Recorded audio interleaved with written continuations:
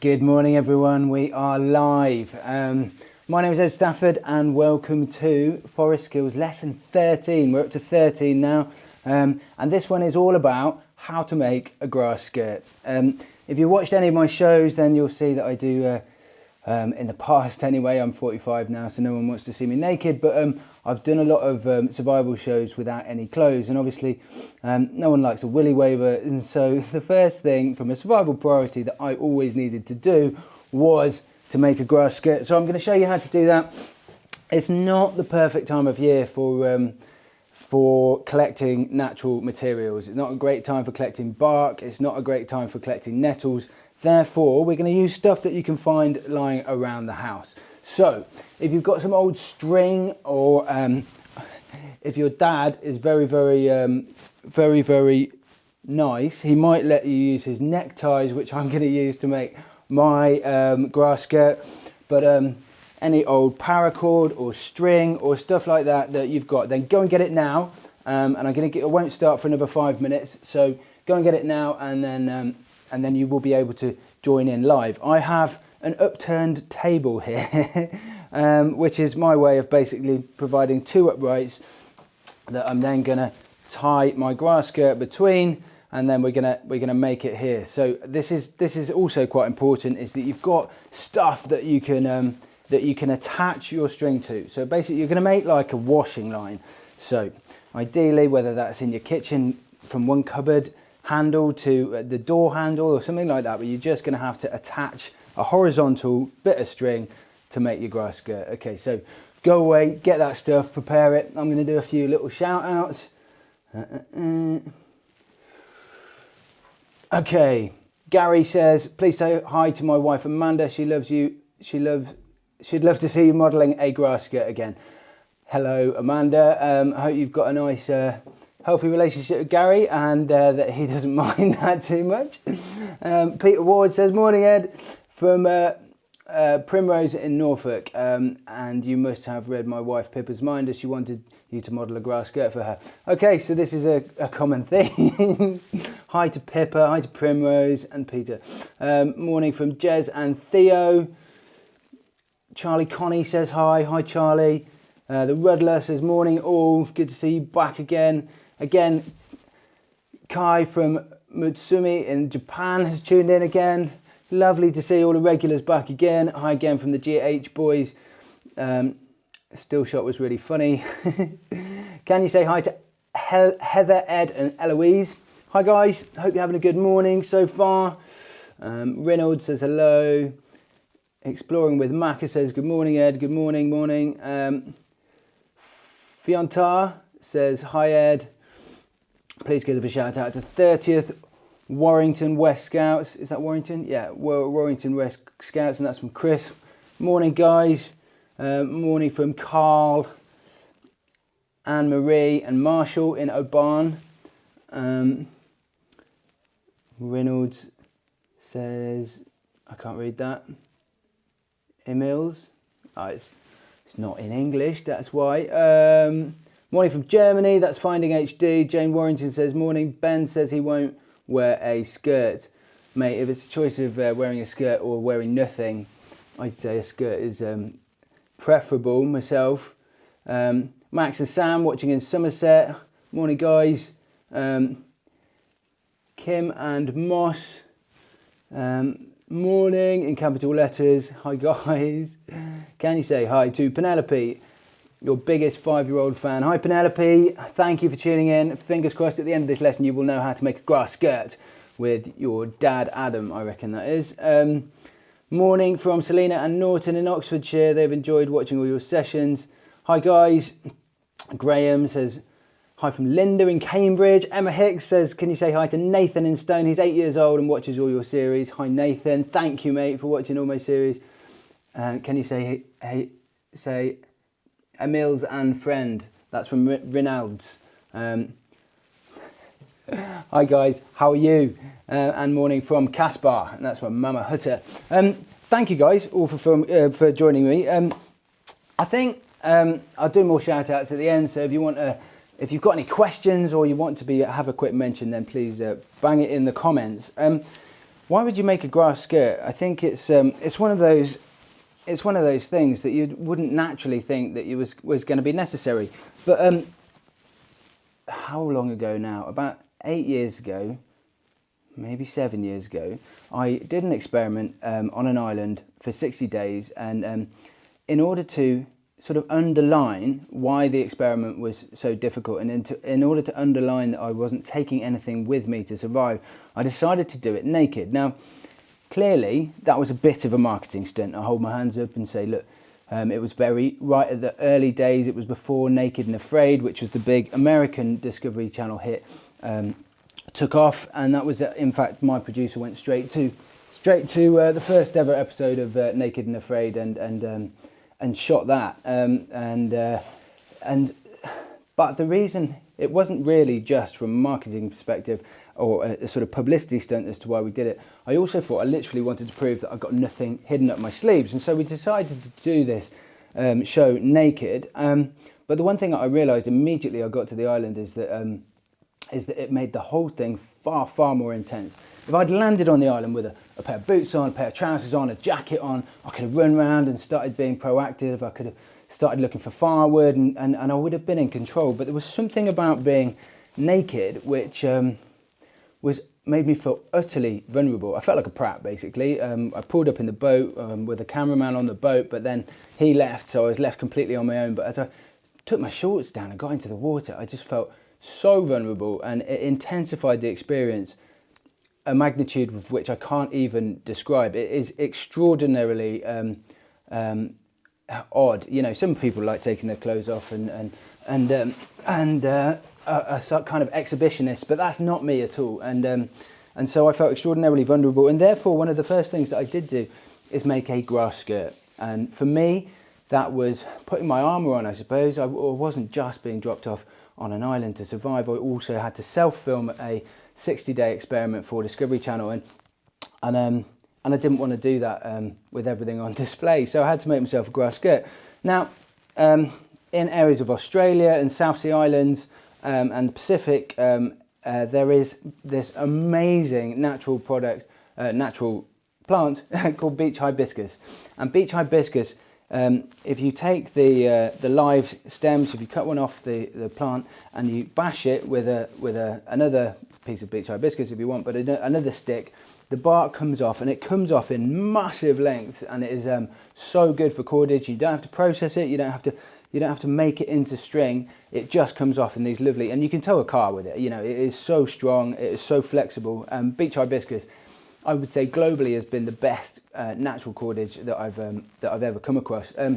Of course, you can make cordage with all sorts of other things, and basically the properties that you're looking for is it needs to be strong, so you don't want to be able to snap it. It needs to be fibrous, but it also needs to be flexible, obviously. So if it's strong, fibrous and flexible, then that probably makes good cordage. Willow is a good thing to use in the UK. Often you would collect that though traditionally in spring or summer, because the bark is easier to get off the tree, and things like nettles as well, obviously. And it's the properties you're looking for. And if you're in an alien environment and you don't know the species, then you're looking for stuff that's strong and flexible, mainly, really. And then you can make cordage. And cordage is so useful for so many things. And if you're going to make a grass skirt, then you're going to need a lot of cordage. And that is, I suppose, one of the things of these survival experiments, both the Naked and Marooned and then the subsequent series, is that, of course, in a survival situation, the first thing you would not do is make a grass skirt. But you also wouldn't film it, would you, for Discovery Channel? So I deemed that to be a bit of a priority, and it almost came as high as collecting water, because of the reasons that I have already explained. So, how do you make a grass skirt?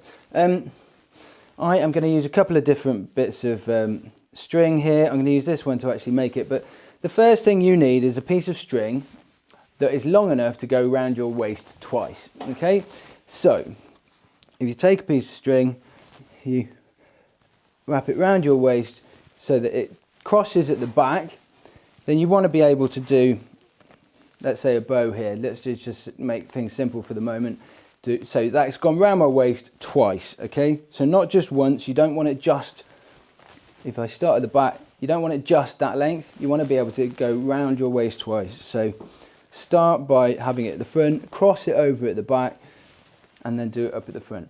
If you've got a piece of string, then cut it to that length now, so that it's so you've got enough left over to be able to tie in a bow as well. Okay, so that is your first task. You're then going to, once you've got your piece of string, which is, in case you want to know how long my piece of string is, to almost exactly 3 meters for me as an adult male is the piece of string that I want to make. And the reason it crosses over twice is that often when you've got strands that are hanging down, they can you can see through them. So if you cross it over twice, you can actually overlap 2 layers of this and make it really quite a good thing at concealing your private parts, which if you're filming a show for millions of people to watch is quite an important thing.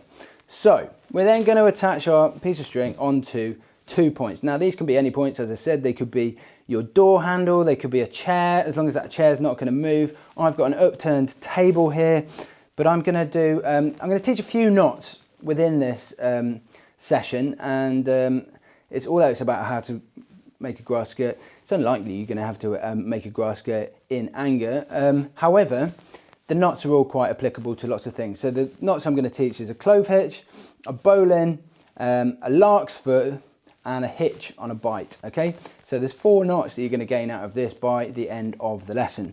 The first thing I'm going to do is just do a real basic clove hitch. Although I'm going to do it in this orange string, I've got some thicker string to make it, to demonstrate the knots so that you can see it more clearly.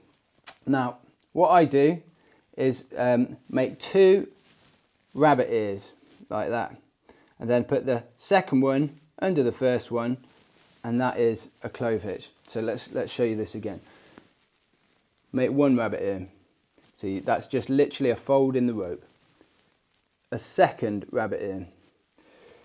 The second one behind the first one, and the reason for this is I want to be able to attach a rope to a pole. Okay, so if you already know the clove hitch and you're with your little kids, then please help them, and if they're going wrong.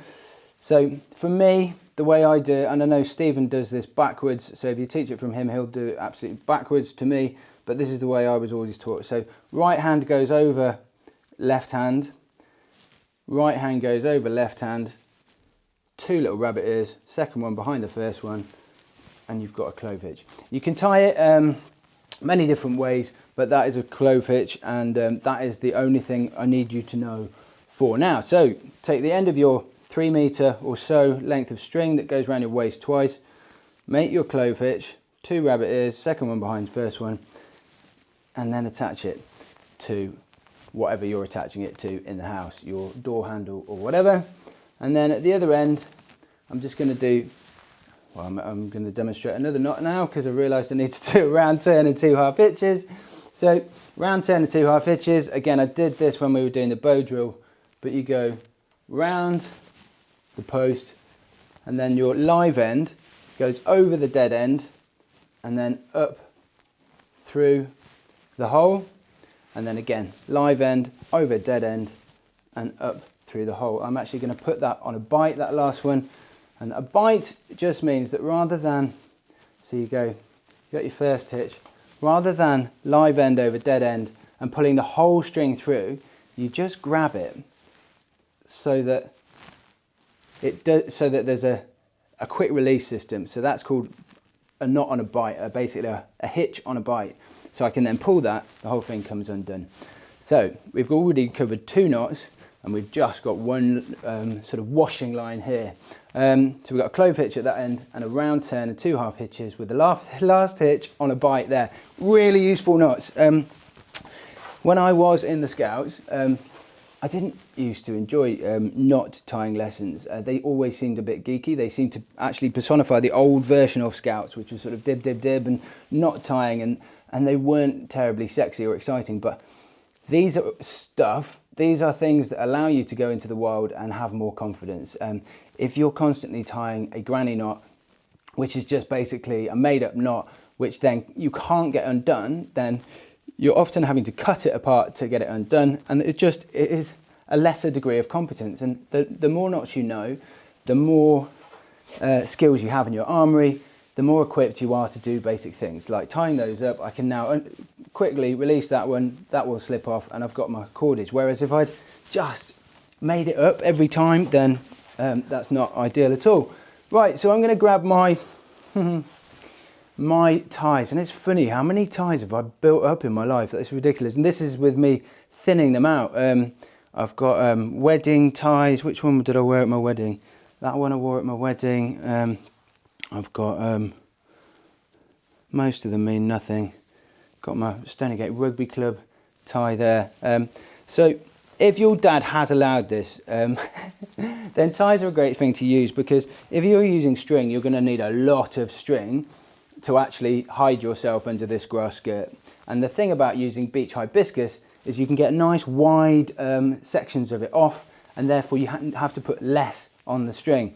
And very, very simply, I'm going to show you a lark's foot now, and sometimes it's called a lark's hitch, or even a cow hitch. I've even heard it a lark's head. But basically, all you're going to do is take your tie, and I think a tie is a good thing to learn this on. So if Dad doesn't mind and he's got some ties, I don't wear them anymore, but it's always good to have a couple of ties, isn't it? You know, for emergencies. You then basically, you fold it in half, put your hand through the hole there. Let me do this way around so you can see. Put your hand through the hole and then just pull everything through. And that is a cow's hitch or a lark's foot, basically. So let me do that again, because I'm going to be doing a lot of them. So you basically put your hand through, grab the other two bits, and pull them through.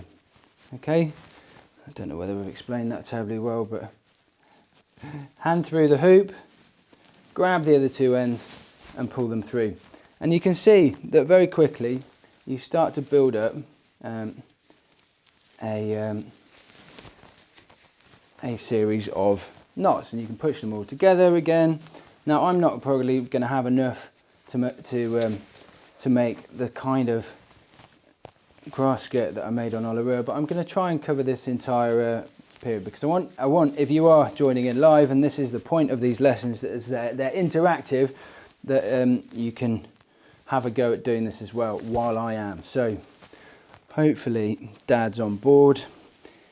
If Dad is out at work, then and you're stealing his ties, then I take no responsibility for this whatsoever, but it actually won't harm them at all.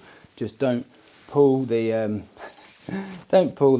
lark's foot too tight, but it's not going to do any harm at all, unless you start lighting fires in them or something like that and set them on fire, which would be a disaster. Stonygate Rugby Club tie going on, and as I said, so this is beech hibiscus normally, but I'm just using ties for demonstration purposes. Are there any comments coming in at the moment? Morning Ed, watching with my boy Ford, first time watcher. Hello mate, that's from Mason I think. Hi from Morgan, age 4, waiting to make a skirt. Okay, hopefully you're halfway through that. Weight Loss Panda saying morning Ed, joined a bit late this morning, Weight Loss Panda. We have 7-year-old Willie Waver here who would definitely benefit from wearing a grass skirt or wearing anything really. Please help. That's from Kim. Yikes. Love the shows. Blah, thank you. Hi Jez, Ezzy and Matty. So if you've got any questions on this while I'm doing it, then please wang them in. I would love to take them. So this is a lark's foot, this knot here, and you're just going to do multiple lark's feet until you've got enough coverage. I'm going to stop pretty soon. That's better. Might as well use all the ties. Let's try and make one that is as good as possible. So again, you've got your loop, putting your hand through your loop and just grabbing the two ends and pulling them through. And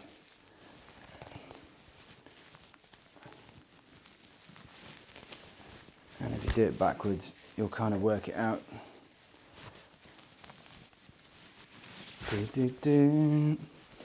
That was a very shiny tie, that one. I doubt I will ever wear that again.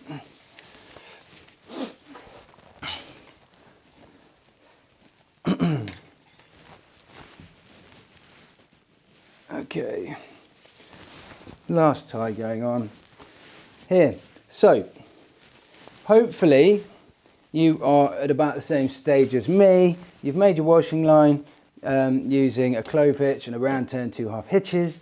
You've then put all of your ties or whatever you're using. You can use strips of material, clearly you can use absolutely anything you want really, and that is your grass skirt. Now you would need more than this, because that's not gonna go all the way around my waist. So if I was doing this for real, I would want the actual length of this to go at least around the span that has got the ties on it to go at least around my waist, and then overlap at the front so that I've got double coverage at the front for obvious reasons.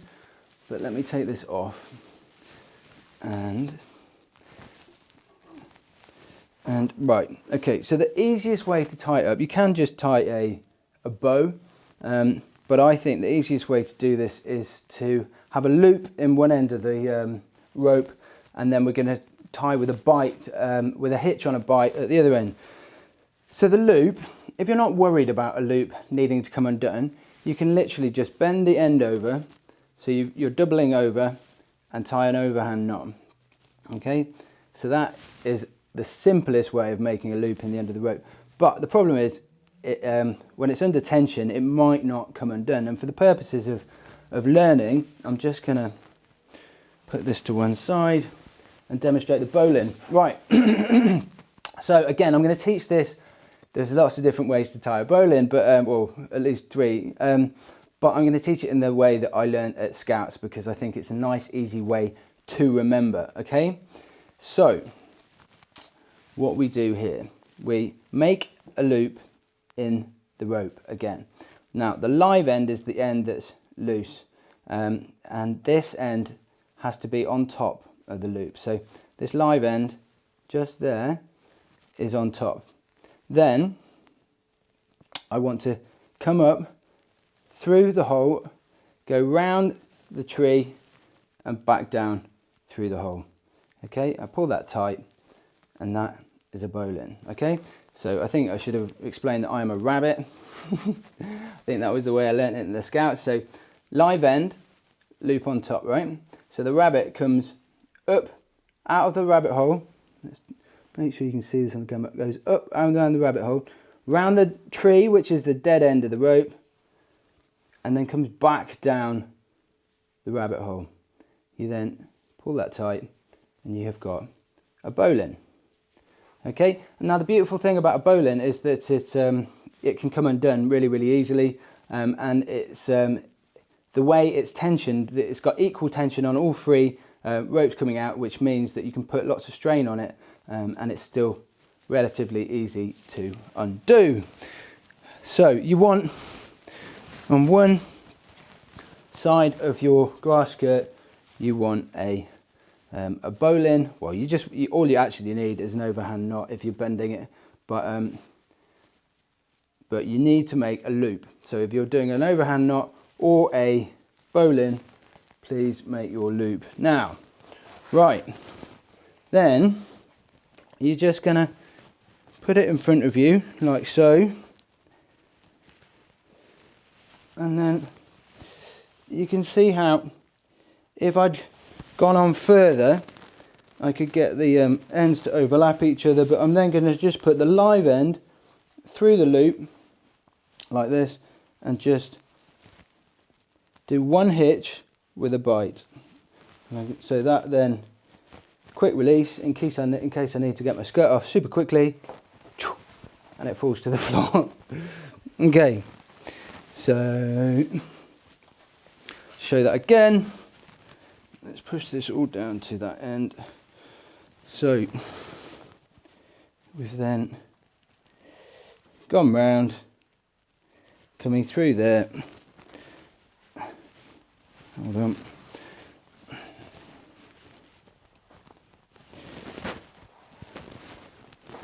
Okay, so we're just tying this off on a bite, and that is our grass skirt. So I remember I used to do an obligatory wiggle like this when I had my was making my grass skirts, and psychologically, might sound stupid, but psychologically I think it's really important. We all wear clothes, or most of us do anyway.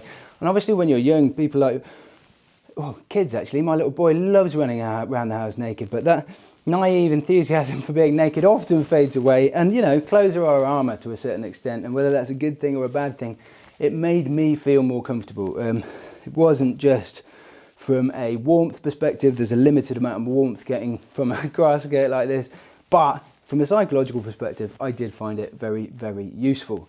Okay, is there any questions?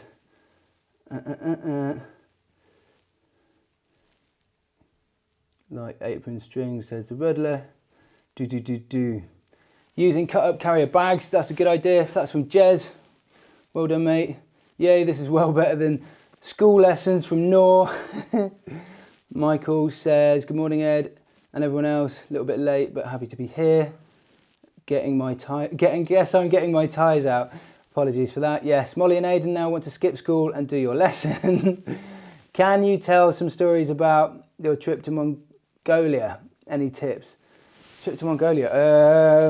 I've done a few. I think I've done 3 episodes in Mongolia now.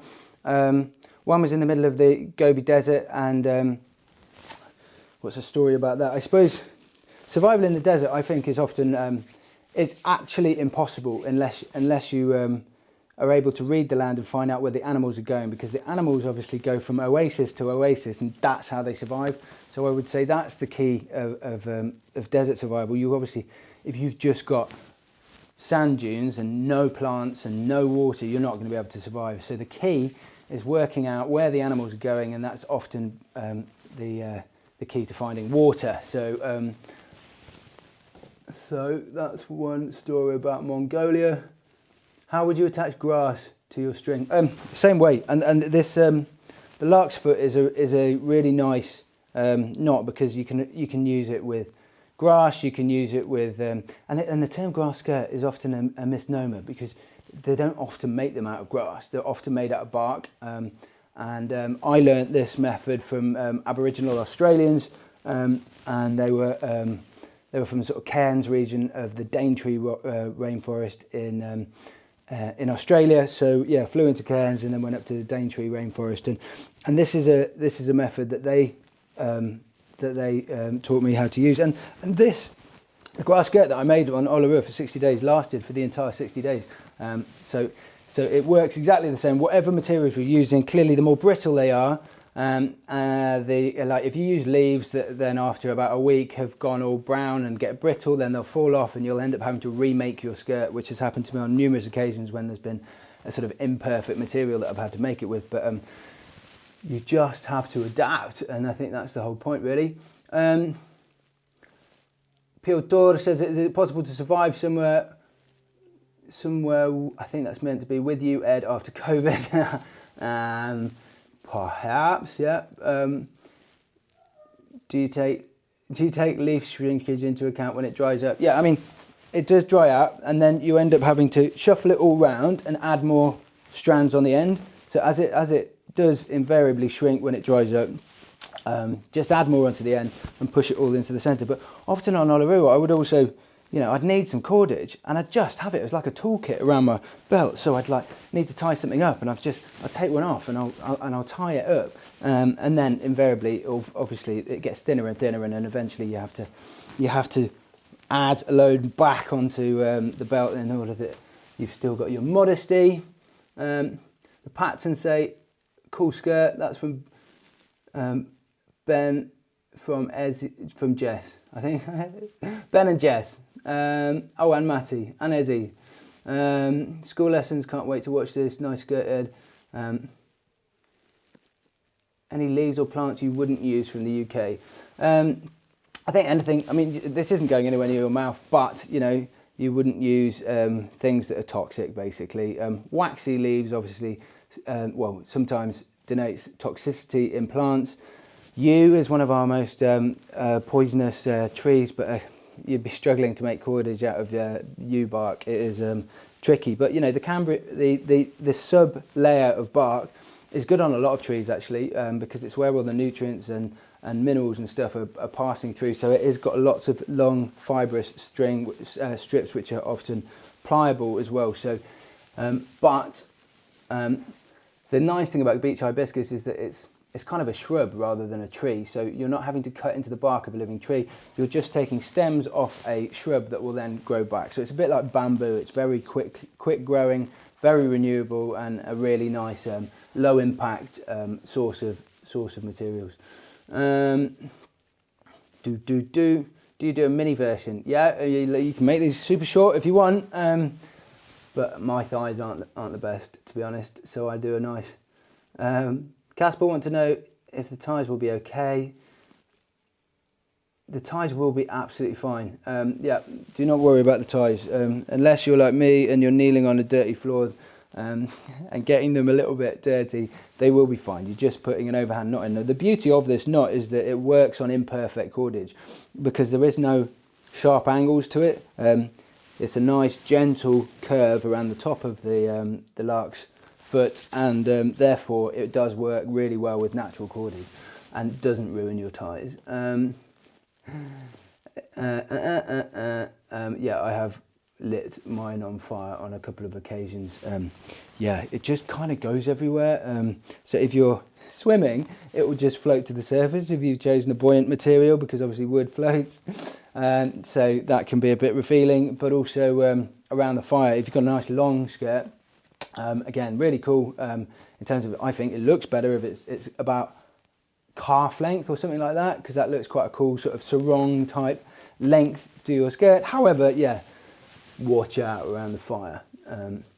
Any ideas of what women could wear on the top half? Love the skirt.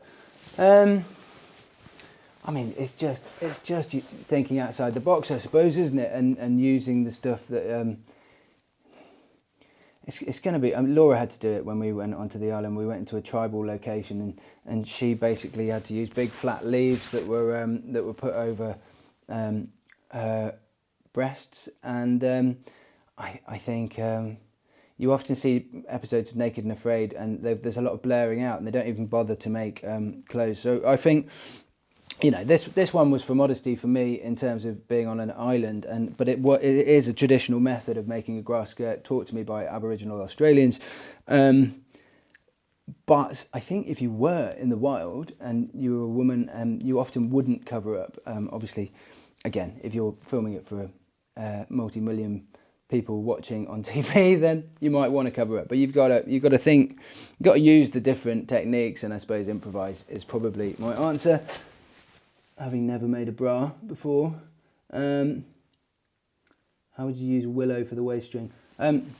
Okay, so willow bark is, I think in the spring, if we're still doing these sessions, if lockdown still continues, then we'll be able to use lots more natural materials and get out more and not be worried about it being too wet for the cameras and stuff like that. But basically the outer layer of bark is often the sort of protective layer, and that's quite crumbly. But the inner bark, between the wood and the outer bark is really nice and often flexible, and it comes off in nice big strips, and you can use those strips to either you can use them crude if it's just a basic thing to tie a little bit onto your shelter or something, or you can make them into cordage. And I think that's one thing that a lot of people had said that they would like to see is making cordage. But again, it's kind of the wrong time of year to be demonstrating. There's not any nettles or anything like that that we can use, and the bark, you can get it off using heat, but it's not as perfect a time of year to be doing it. So we're going to wait for spring, but you never know. We might still be in this predicament in spring. Thank you so much for the lessons. It's now 34 minutes past, so we're going to wind up. Coconut shells for the top half is a suggestion from Weight Loss Panda. I reckon you might get a few sores if you used coconut shells, but I don't suspect that was a terribly serious suggestion. Roll on spring. It would be really interesting to see what natural materials we can use. Yeah, no, I think that's probably been the thing that has come up more than anything. And the reason I ended up doing this grass skirt in today's lesson was because lots of people wanted to do cordage and basic knots. And obviously making cordage, you do need the natural materials. But I hope that was useful in terms of, so what we covered: the clove hitch, the round turn 2/2 hitches, the lark's foot, and the bowline. So with those 4 knots, you can actually do a lot. The reef knot obviously is quite a big basic one that we haven't covered there, but I tend to use the reef knot less than quite a lot of these other knots. I think those knots, combined with something like the trucker's hitch, which I can show in another lesson, equip you to do a lot, certainly in the bushcraft world. Clearly, if you're a climber, you're going to need a much greater armoury of professional knots that are safe to use. But from a bushcraft perspective, these basic ones, and from an outdoor perspective and from a scout's perspective, these basic ones are often all you need. So thank you very much for joining in. Yeah, it is 36 minutes past, and these are meant to be between 30 and 40 minutes, so that'll do. On Friday, I'm going to be teaching again at 10 a.m. Again, if you've got any ideas of what you want to see, then do write in.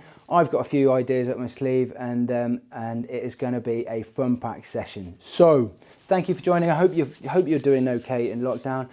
I think it is worth saying, probably more to parents than to kids, that a lot of people are struggling at the moment. I think we've been in lockdown a long time.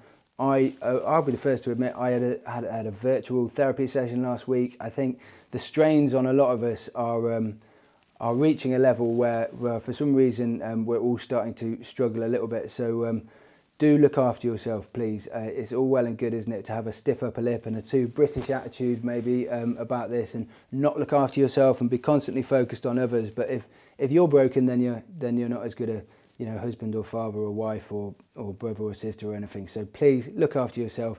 It's really hard for everyone right now, but fingers crossed there are enough positive things in your life to be carrying you through this period at the moment. Okay guys, thank you very much indeed, and tune in again 10 o'clock on Friday.